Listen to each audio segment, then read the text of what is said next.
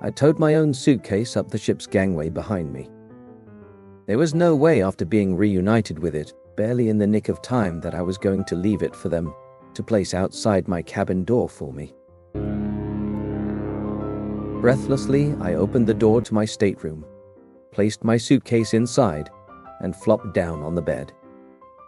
My sole objective was to see if I could establish an internet connection and still get the latest news of an important election on my iPad. My political party appeared to be winning, but my reveries were disturbed by a loud ticking noise in my cabin. I opened the door into the hallway. The noise seemed louder, but it was definitely coming from somewhere in the stateroom. Picking up the telephone beside my bed, I called guest services to tell them about it. After a few minutes, there was a knock on the door. Dolores, a smart young woman from Honduras, came in to investigate. Pressing her ear against the wall, she could hear it vibrating. So she went into the hallway and knocked tentatively on the cabin next door, apologizing for disturbing my editor, who was having a nap. "What's his problem now?" the editor snapped, annoyed at being disturbed. "His cabin is ticking," Dolores said. "Probably one of his screws has come loose," said the editor, mutely slamming his door. Dolores returned as flummoxed as I was, but offered to find me a different stateroom if I would come down to guest services. Hastily collecting my stuff, I was able to switch to a different cabin, which had the added benefit of being farther away from the editor. It was quiet, but I couldn't get an internet connection to see how the election was going, so I went up to the Lido buffer and twiddled with the settings on my iPad.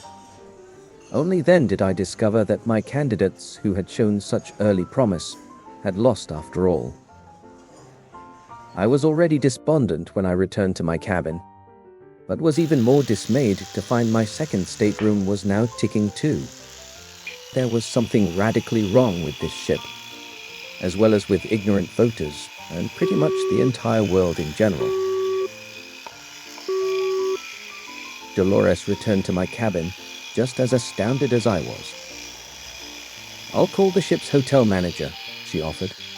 "He's very busy on embarkation days, so I'll put in a call to maintenance as well." Having messed up 2 cabins already, I couldn't very well ask for another one. It was now getting past time for me to report on deck for the lifeboat drill. Reluctantly, I saw no alternative but to unpack. I hoped the hotel manager would be able to stop the ticking, or I would need some earplugs to get any sleep. And then a miraculous thing happened. I moved my suitcase from a vertical position against the wall to a horizontal position on the bed, and the ticking suddenly stopped. That's strange, I thought. I opened my case, rummaged through my belongings, and disturbed something that started the ticking once more.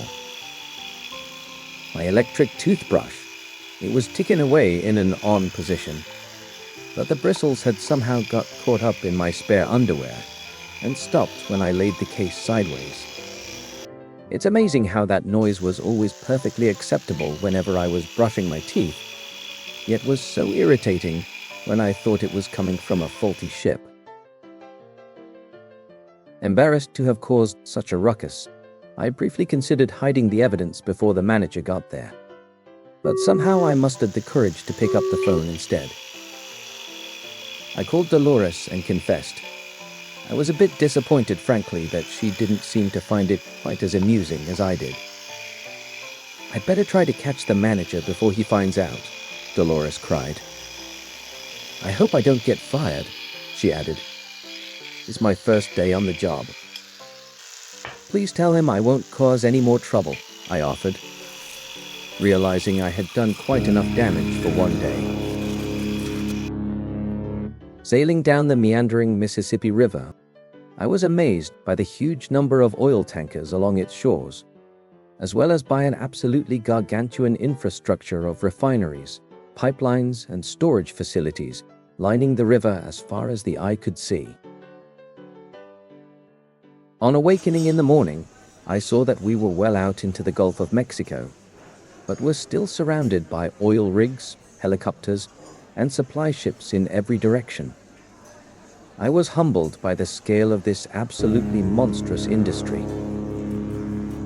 Our first port of call was at the lovely island of Cozumel, 12 miles off the Yucatan Peninsula.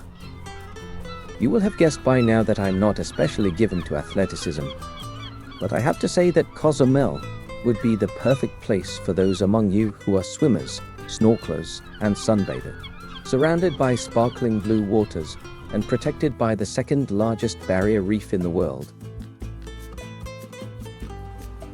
Several of my fellow passengers were renting bicycles, but I doubted I was in good enough shape for that.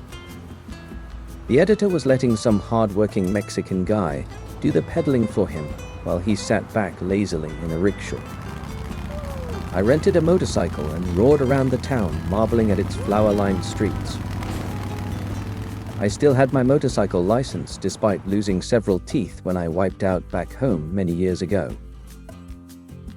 I subsequently had bridge work redone at a fraction of the cost in Mexico, and resolved that Cozumel would be the perfect place if I needed any more cheap dentistry in the future.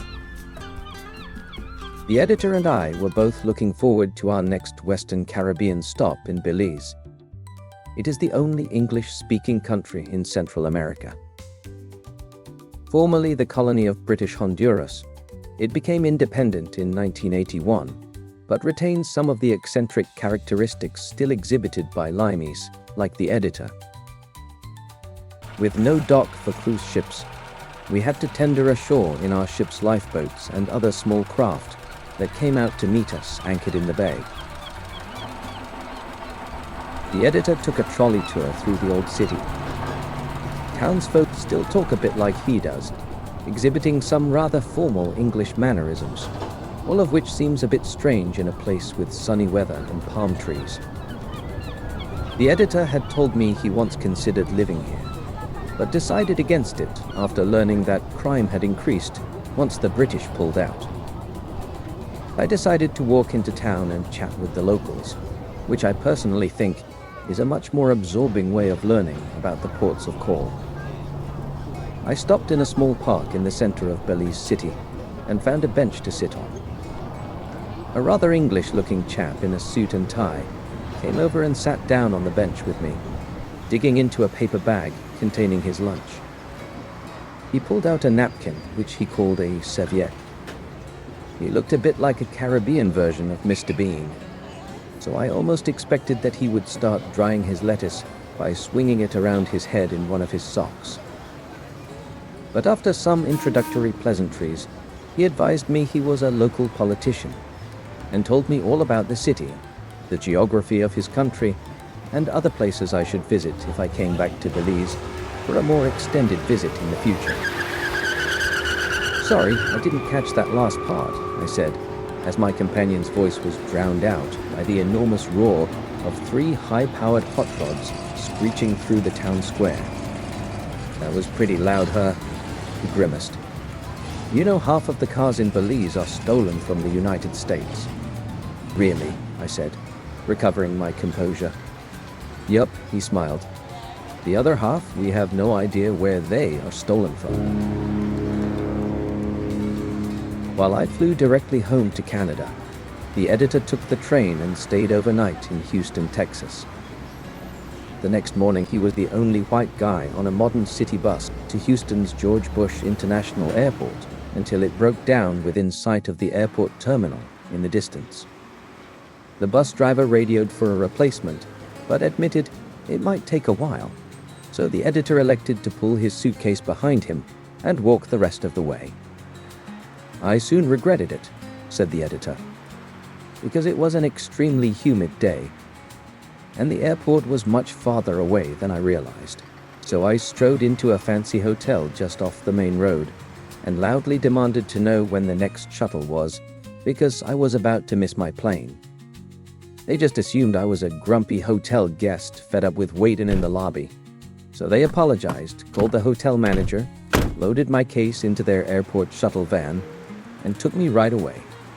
I did give the driver a nice tip, but he was still apologizing profusely for any delay, so I dashed into the air-conditioned terminal before he might realize I was a stowaway. Although I complimented the editor on his subterfuge, I suggested it had all been rather sneaky of him.